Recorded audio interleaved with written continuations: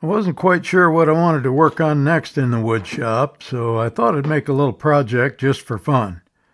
Saw a picture of one and thought, I can make that. I'm basically starting out with wood scrap, the pieces I haven't used yet. I kind of like making these little projects out of just odds and ends I have laying around, and I'm even going to use that first ring I made for the lantern project and didn't use. And yeah, I didn't throw it out. I started to mark out a smaller circle on the wider board and thought, duh, I should mark out one of the bigger ones on that and use the narrow board for the small one. Sometimes I catch myself before I make a blunder. Anyway, I'm marking out several other circles, two of which will be rings, and one will just be a solid disc. And they're each going to be different sized by about an inch in diameter each or thereabouts. I change that a bit after I get them all cut out, but you'll see that. I got two of them marked out and needed another board for the last one, so I found one, but with that live edge, it's too narrow for the bigger ring. Gee, it looked wider from the other side. Off to get another one. There we go. Since I save everything I might need someday, I had another piece just wide enough to do the trick. I grab a straight edge and mark center just to make sure I get the compass point where I can get the whole circle on the board and mark it out. So I'm going to stack these rings when I get them all cut out, so I need to figure and make sure I make them thick enough when I mark for the inner diameter so they overlap. But I need room on the inside, and you'll see why later. So that's why I'm taking a little bit of time here to figure it out.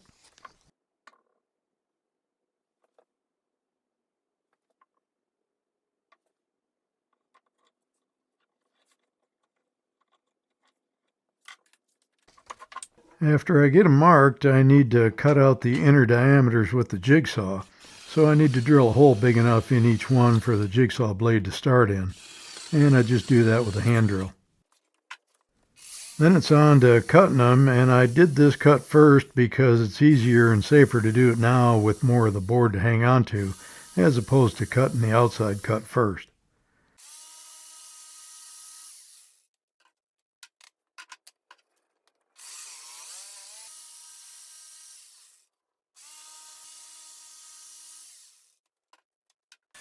Then it's on to the bandsaw to cut the outside diameters on the rings, and also cut out the small one, that's the solid disc, and that'll be the bottom. And I could have cut these with the jigsaw as well, obviously, but it's easier and smoother to use the bandsaw.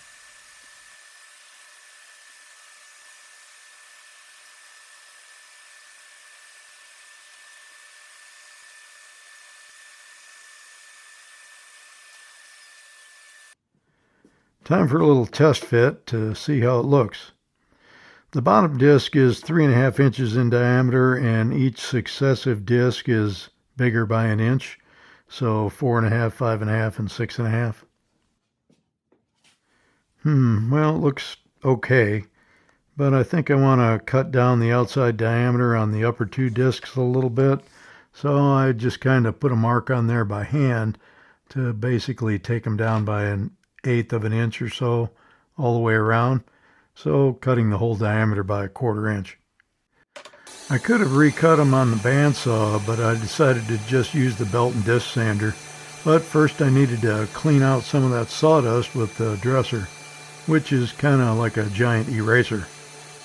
Works pretty good though, and I get right to work cleaning up the small disc and then cutting down the diameters on the biggest two rings.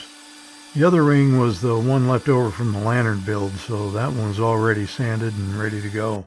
Time for another look. And it's better, I think. I would go a little more, but the second ring is already down to minimal overlap, so I just go with it. I clean up the rough edges with some hand sanding and they'll be ready to go. I give the inside diameters a little smoothing too, but it won't really be seen, so I don't spend a whole lot of time and effort on that. Mainly just the edges. I can get these glued up now with the help of some brad nails to hold them in place. So I put it together upside down so I can see the reveals and center each one up just by eye. First I need to clean the dust off them a bit with a little hand wiping and I guess you can call me a blowhard. Okay, add some glue and shoot some brads.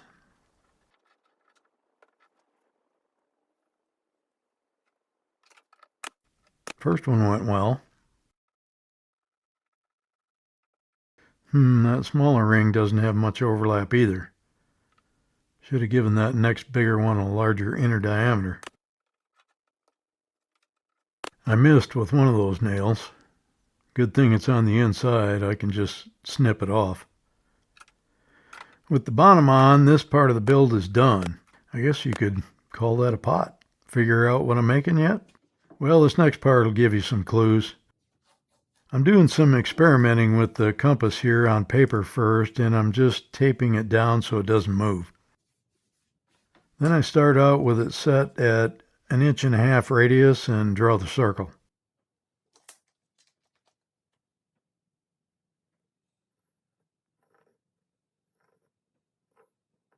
Then, keeping it set at the same radius of the circle, I start at a random point on the circle and strike an arc. I started to just mark the circle, but then I realized I may as well draw the large arcs from each point so they intersect the circle and each other all the way around. So at each point, I'm striking an arc on each side of the pivot point, and you should end up right where you started. I'll do a little cleanup with the eraser here and you can see the shape better. Kinda looks like a flower. So after verifying that it works, I do the same thing again, but this time on a piece of wood.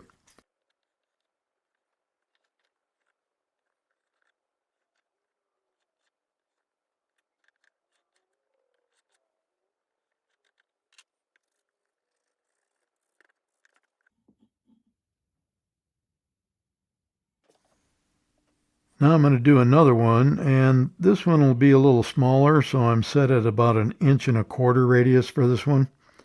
I keep the compass setting the same again to mark the circle, but this time I do just the short marking arcs around the circle to give me the compass points. Once they're all marked, I reduce the compass setting by about 3/16 of an inch or so, then strike my large arcs like I did before. You need to be sure to use the original marks you made to place your compass each time and not the large arcs you're making now. What this does is make it so the arcs you're drawing now intersect each other inside the original circle diameter, which gives them a slightly different, more elongated shape. Basically, I'm just showing you an alternate way to make these and with a slightly different look, just in case you have a preference for one way or the other, or you can mix and match and use them both. I made another one slightly smaller again using this same method. And after a little cleanup, that's what that one looks like. And if you haven't figured it out yet, yes, these are flowers. And now I need to make some stems. So I'm just drawing some rough shapes and what I think would look okay. And I'll make one about 14 inches long, and I'll make that one kind of lean left, and the next one a little shorter in length to lean right, and the next one a little shorter still, and that one will be kind of straight. I could have gotten all of them out of this one board except for that knot, so I head over and get another little piece out of my stash to make the shorter one. Ready for the bandsaw. But first, I have another little piece of embellishment to do, and I did this on paper first just to make sure I got it proportioned before drawing it on the wood. So I'm just going to use a transfer paper to get that onto the wood for cutting. I just kind of freehanded this too, so I can't really tell you how to draw it. It's the width at the bottom to fit inside the pot, and the widest point there is about 7 inches or so. I did have to notch the bottom a little narrower later to fit into the very bottom of the pot. Then it's time to cut these all out, so it's bandsaw time. I made the first couple of cuts and realized I hadn't turned on the dust collection, so I had to stop a minute and fix that. Then I banged the rest of these stems, flowers, and grass out in fairly short order.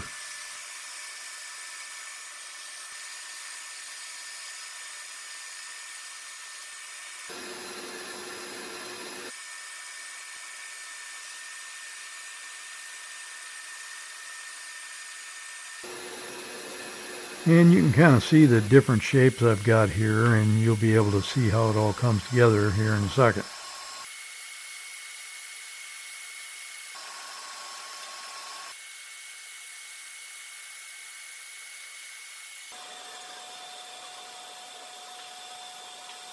Time to see what this is going to look like.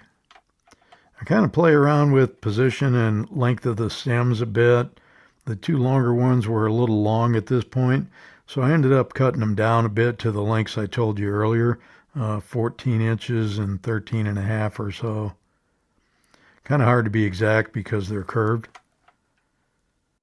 The middle one is about 9 inches long. I liked the look, but it still needs some extra detail on the flowers. So I cut a disc out with an 1.5-inch hole saw, which gave me about 1.25 inch disc, because hole saws are sized to the OD, or outside diameter.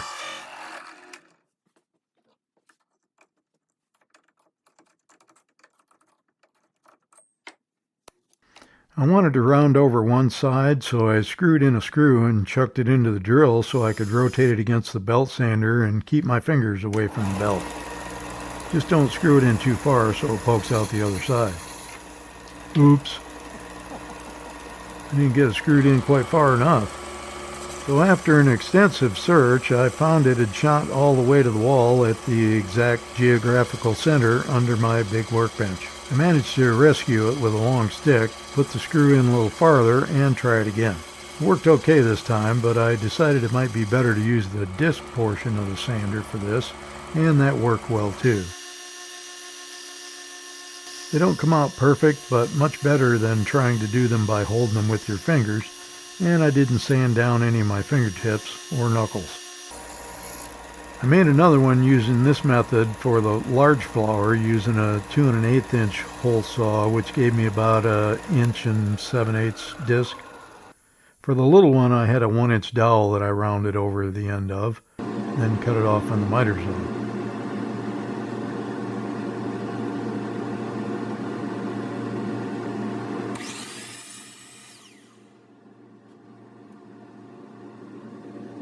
I did a little sanding on these with the drill by holding it against sandpaper in my hand also, which is a good way to finish them off with a finer grit paper.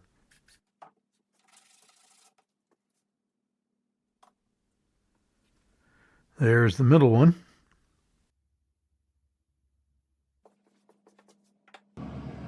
And there's the little one.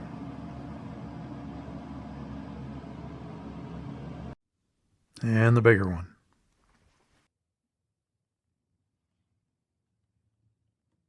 I got all the parts made for this thing, so now it's time for sanding. I started sanding by hand to smooth down the edges, which works fine, but it's slow. So I decided I could do a lot of it with power sanding first, and then just hand sand what I couldn't get with the machines. I use a belt sander for the bigger surfaces and the more gentler curves like the stems.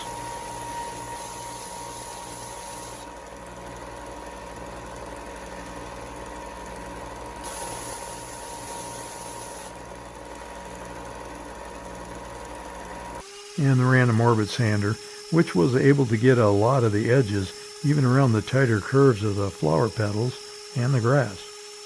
That saved a lot of time. Once all the sanding was done, we can put this thing together. Gluing brads again for this task, and the first order of business is gluing the clump of grass to the front of the flower stems. So with a little glue on the stems, I place the grass part on there and get it lined up to my eye's satisfaction and shoot a brad into each stem. I'm keeping these brads close to the bottom so they'll be hidden inside the flower pot. I think that middle stem that came from a different board was just a little bit thicker than the others, so it's rocking a bit on it. Won't really matter once it's put together, but it just makes it a little more tedious to get lined up at this stage. So rather than take a chance on it being loose, I get it lined up and then turn it over so I can just nail it from the back. After a quick recheck, it looks good, so I turn it back over and shoot a few more brads in each stem.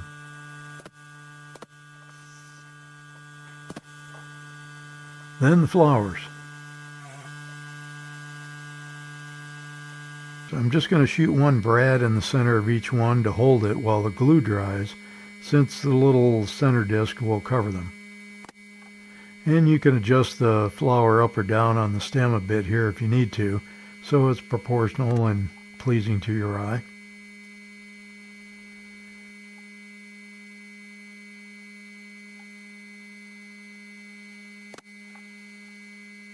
And those little centerpieces, I'm just gluing and pressing them on. I'm not going to put a brad in those. I think the glue will be just fine.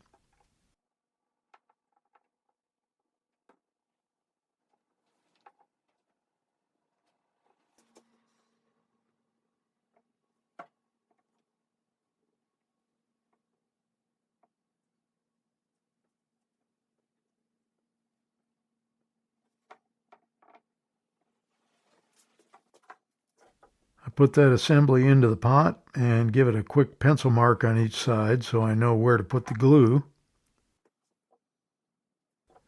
Give it a generous squirt and stick it in there. I just hold it in place and move it over to the edge of the bench so I can lay it flat and hold it together until I get it nailed.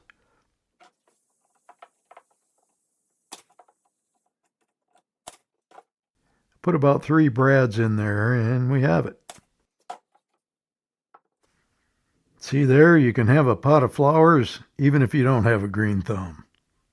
And they'll never wilt. So a quick rundown on this thing. I used the cedar for the flower pot, and I thought that'd kind of give it the clay pot look. The rest of this wood is pine, except for that was a hardwood dowel. And these ones were cut out of the centerpieces, I mean, were cut out of a board of hemlock, I think it was. And I'm probably just going to put a coat of clear on this thing and call it good. I kind of like the look of it, wood, but you could paint it, whatever colors you like. It'd look good that way too. It ended up be about 16 inches tall overall and about 13 inches wide at its widest point. This was about 7 inches wide here, the little clump of grass. I don't know. What do you think? Would that look good on your front porch or in your house somewhere or back deck or somewhere? You could even cut this thing off flush with the back of it and hang it on a wall if you wanted to. So let me know what you think. Is this worth building? Thanks for watching. See ya.